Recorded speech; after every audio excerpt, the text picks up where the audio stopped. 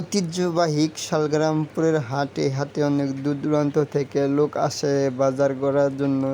তাদের বাজার করতে এসে অনেকটাই বিপদে পড়তে হচ্ছে। তাদের দাবি বেশি দামে বিক্রি করা হচ্ছে পেঁয়াজ, আলু, কাঁচামরিচ, রসুন আরও বিভিন্ন ধরনের তরকারি বেশি দামে বিক্রি করা হচ্ছে। কাঁচামরিচ বিক্রি করা হচ্ছে 180 থেকে 200 টাকা, পেঁয়াজ বিক্রি করা হচ্ছে 100 থেকে 110 টাকা, আলু বিক্রি করা হচ্ছে 60 থেকে 70 টাকা, রসুন বিক্রি করা হচ্ছে 190 থেকে 200 টাকা। এই দামে তাই তরকারি কিনতে সাধারণ জনগণের সমস্যার মুখে পড়তে হচ্ছে। গেছে বাজারে চাইতে আজকে একটু বেশি, সামান্য 100 টাকার পেয়েছে 110 টাকা, এরকমই সব কিছুর একটু দাম বাড়তেই।